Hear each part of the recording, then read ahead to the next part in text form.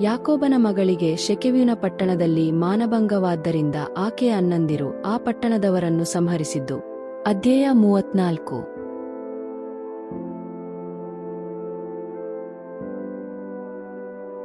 ಯಾಕೋಬನಿಗೆ ಲೇಯಳಲ್ಲಿ ಹುಟ್ಟಿದ ದೀನಳು ಒಂದಾನೊಂದು ದಿವಸ ಆ ದೇಶದ ಸ್ತ್ರೀಯರನ್ನು ನೋಡುವುದಕ್ಕೆ ಹೊರಗೆ ಬಂದಾಗ, ದೇಶಾಧಿಪತಿಯಾಗಿರುವ ಹಿವ್ವಿಯನಾದ ಹಮೋರನ ಮಗ ಶೆಕೆಮನು ಆಕೆಯನ್ನು ನೋಡಿ ತೆಗೆದುಕೊಂಡು ಹೋಗಿ ಕೂಡಿ ಮಾನಭಂಗಪಡಿಸಿದನು.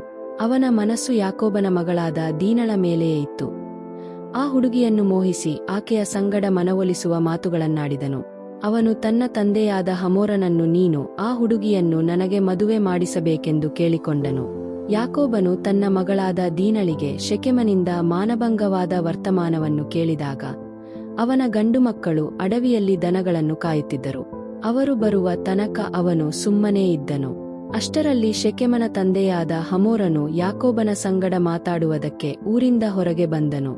ಯಾಕೋಬನ ಗಂಡು ಮಕ್ಕಳು ತಂಗಿಯ ಸಂಗತಿಯನ್ನು ಕೇಳಿ ಅಡವಿಯಿಂದ ಬಂದಾಗ ವ್ಯಥೆಪಟ್ಟು ಬಹಳ ಕೋಪಗೊಂಡರು.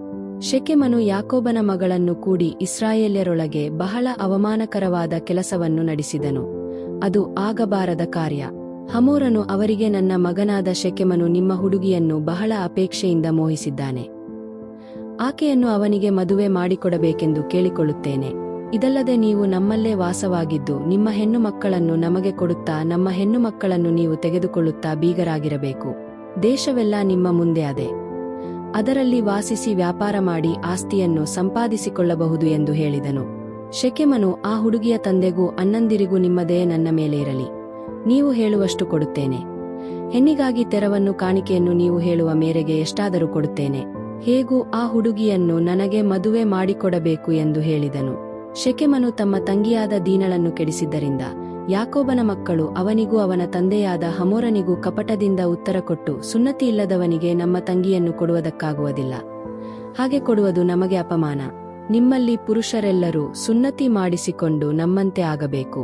ಹೀಗಾಗುವ ಪಕ್ಷದಲ್ಲಿ ಮಾತ್ರ ನಾವು ನಿಮ್ಮ ಮಾತಿಗೆ ಒಪ್ಪಿ ನಮ್ಮ ಹೆಣ್ಣು ಮಕ್ಕಳನ್ನು ನಿಮಗೆ ಕೊಡುತ್ತಾ ನಿಮ್ಮ ಹೆಣ್ಣು ಮಕ್ಕಳನ್ನು ನಾವು ತೆಗೆದುಕೊಳ್ಳುತ್ತಾ ನಿಮ್ಮಲ್ಲಿ ವಾಸ ಮಾಡಿ ನಿಮ್ಮೊಂದಿಗೆ ಒಂದೇ ಕುಲವಾಗಿರುವೆವು. ನೀವು ನಮ್ಮ ಮಾತಿಗೆ ಒಪ್ಪದೆ ಸುನ್ನತಿ ಮಾಡಿಸಿಕೊಳ್ಳದೆ ಹೋದರೆ ನಾವು ನಮ್ಮ ಹುಡುಗಿಯನ್ನು ಕರೆದುಕೊಂಡು ಹೊರಟು ಹೋಗುತ್ತೇವೆ ಅಂದರು. ಅವರು ಹೇಳಿದ್ದು ಹಮೋರನಿಗೂ ಅವನ ಮಗನಾದ ಶೆಕೆಮನಿಗೂ ಒಳ್ಳೆಯದೆಂದು ತೋಚಿತು.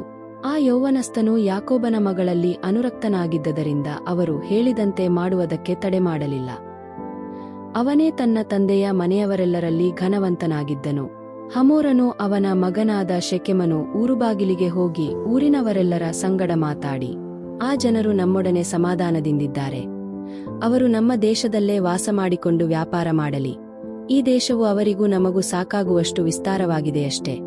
ನಾವು ಅವರ ಹೆಣ್ಣು ಮಕ್ಕಳನ್ನು ಮದುವೆ ಮಾಡಿಕೊಳ್ಳೋಣ, ನಮ್ಮ ಹೆಣ್ಣು ಮಕ್ಕಳನ್ನು ಅವರಿಗೆ ಕೊಡೋಣ. ಆದರೆ ಅವರು ಸುನ್ನತಿ ಮಾಡಿಸಿಕೊಂಡವರಾದ್ದರಿಂದ ನಮ್ಮಲ್ಲಿಯೂ ಪುರುಷರೆಲ್ಲರೂ ಸುನ್ನತಿ ಮಾಡಿಸಿಕೊಳ್ಳಬೇಕೆನ್ನುತ್ತಾರೆ. ಹೀಗಾದರೆ ಮಾತ್ರ ಅವರು ನಮ್ಮಲ್ಲಿ ವಾಸಿಸುವುದಕ್ಕೂ ನಮ್ಮ ಸಂಗಡ ಒಂದೇ ಕುಲವಾಗುವುದಕ್ಕೂ ಒಪ್ಪುವರು. ಅವರ ಕುರಿದನಗಳು, ಅವರ ಆಸ್ತಿಯೂ ಅವರ ಎಲ್ಲಾ ಪಶುಗಳು ನಮ್ಮವುಗಳೇ ಆಗುವವಲ್ಲವೇ? ಅವರು ನಮ್ಮಲ್ಲಿ ವಾಸ ಮಾಡುವ ಹಾಗೆ ನಾವು ಅವರ ಮಾತಿಗೆ ಒಪ್ಪಿಕೊಳ್ಳೋಣ ಎಂದು ಹೇಳಿದರು. ಹಮೋರನು ಅವನ ಮಗನಾದ ಶೆಕೆಮನು ಹೇಳಿದ ಮಾತಿಗೆ ಊರಿನವರೆಲ್ಲರೂ ಸಮ್ಮತಿಪಟ್ಟದ್ದರಿಂದ ಅವರಲ್ಲಿದ್ದ ಪುರುಷರೆಲ್ಲರೂ ಸುನ್ನತಿ ಮಾಡಿಸಿಕೊಂಡರು. 3ನೆಯ ದಿನದಲ್ಲಿ ಅವರು ಗಾಯದಿಂದ ಬಹು ಬಾಧೆಪಡುತ್ತಿರುವಾಗ ಯಾಕೋಬನ ಮಕ್ಕಳಲ್ಲಿ ದೀನಳ ಅಣ್ಣಂದಿರಾದ ಸಿಮೆಯೋನ್, ಲೇವಿ ಎಂಬ ಇಬ್ಬರು ಕೈಯಲ್ಲಿ ಕತ್ತಿ ಹಿಡುಕೊಂಡು ನಿರ್ಭಯವಾಗಿದ್ದ ಆ ಊರಿನವರ ಮೇಲೆ ಬಿದ್ದು ಹಮೋರ್ ಮತ್ತು ಅವನ ಮಗನಾದ ಶೆಕೆಮ್ ಸಹಿತವಾಗಿ ಪುರುಷರೆಲ್ಲರನ್ನೂ ದಾಕ್ಷಿಣ್ಯವಿಲ್ಲದೆ ಕೊಂದು ಶೆಕೆಮನ ಮನೆಯಿಂದ ದೀನಳನ್ನು ಕರೆದುಕೊಂಡು ಹೊರಟು ಹೋದರು. ಅವರು ಹತವಾದ ನಂತರ ಯಾಕೋಬನ ಮಕ್ಕಳು ಬಂದು, ಇವರು ನಮ್ಮ ತಂಗಿಯನ್ನು ಅವಮಾನಪಡಿಸಿದರಲ್ಲ ಎಂದು ಹೇಳಿ ಊರನ್ನು ಸೂರೆ ಮಾಡಿಬಿಟ್ಟರು. ಅವರ ಕುರಿ ದನ ಕತ್ತೆಗಳನ್ನು ಊರಲ್ಲಿಯೂ ಅಡವಿಯಲ್ಲಿಯೂ ಇದ್ದ ಅವರ ಆಸ್ತಿಯೆಲ್ಲವನ್ನೂ ಸುಲುಕೊಂಡು ಅವರ ಮಕ್ಕಳನ್ನು ಹೆಂಡರನ್ನು ಸೆರೆಹಿಡಿದು ಮನೆಯಲ್ಲಿದ್ದದ್ದನ್ನೆಲ್ಲ ಬಾಚಿಕೊಂಡರು. ಯಾಕೋಬನು ಸಿಮೆಯೋನ್, ಲೇವಿಯರಿಗೆ, ನೀವು ಈ ದೇಶದ ನಿವಾಸಿಗಳಾದ ಕಾನಾನ್ಯರಲ್ಲಿಯೂ ಪೆರಿಜಿಯರಲ್ಲಿಯೂ ನನ್ನ ಹೆಸರು ದುರ್ವಾಸನೆಯಾಗುವಂತೆ ಮಾಡಿ ನನ್ನನ್ನು ಅಪಾಯಕ್ಕೆ ಗುರಿ ಮಾಡಿದ್ದೀರಿ. ನನಗಿರುವ ಜನರು ಸ್ವಲ್ಪವೇ. ಈ ದೇಶದವರು ಒಟ್ಟಾಗಿ ನನ್ನ ಮೇಲೆ ಬಂದು ನನ್ನನ್ನು ಹೊಡೆದರೆ ನಾನು ನನ್ನ ಮನೆಯವರೆಲ್ಲರೂ ನಾಶವಾಗುವೆವು ಅಲ್ಲವೇ ಎಂದು ಹೇಳಲು ಅವರು, ನಮ್ಮ ತಂಗಿಯನ್ನು ಸೂಳೆಯಂತೆ ನಡೆಸಬಹುದೋ ಎಂದು ಹೇಳಿದರು.